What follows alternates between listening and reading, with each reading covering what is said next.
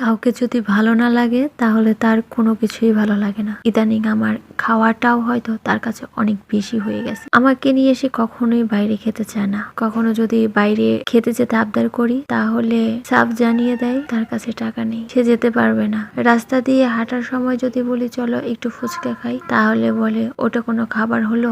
যদি বলি চলো একটু সিঙ্গারা খাই তাহলে বলে ওটা নাকি গরু ছাগলের খাবার। অথচ সে প্রায় প্রতিদিনই তার বন্ধুদের সাথে বাইরে খায়, মাঝে মাঝে রেস্টুরেন্টেও যায়। আমাকে নিয়ে যায় না বলে আমি নিজেই বাসায় খাবার তৈরি করার চেষ্টা করি নিজের সাধ্য মতো আর কি। কিন্তু সমস্যা হচ্ছে আমার একা একা খেতে একদম ভালো লাগে না, তাই তার যখন অফ ডে থাকে তখন বানানোর চেষ্টা করি। এমন না যে আমি প্রতিদিনই বা প্রতি সপ্তাহে অফ ডেতে স্ন্যাক্স আইটেম তৈরি করি। এটা যখন দেখা যায় বাবু একটু ঘুমায় আমি একটু ফ্রি থাকি ওই সপ্তাহটাতে তৈরি করি। আমি বরাবরই সবসময় খুঁজি কি রান্না করে খাওয়ালে ওর একটু ভালো লাগবে। আমি কালকেও এরকমটা করছিলাম, রেগুলার রান্নার পাশাপাশি একটা স্ন্যাক্স আইটেম তৈরি করেছিলাম। আমি জানি আমার সাথে এসব কিছু খেতেও পছন্দ করে না বা হয়তো বাসায় খেতে পছন্দ করে না। প্রবলেমটা আমি বা ওর পছন্দ হতে পারে আমি জানি না, কিন্তু ও কখনোই কোনো কিছু খাওয়ার পর প্রশংসা করেনি। আমি একটুখানি প্রশংসা পাওয়ার জন্য অনেক চেষ্টা করে যাই। ওকে খুশি করতে আমি মাঝে মাঝে কিছু না কিছু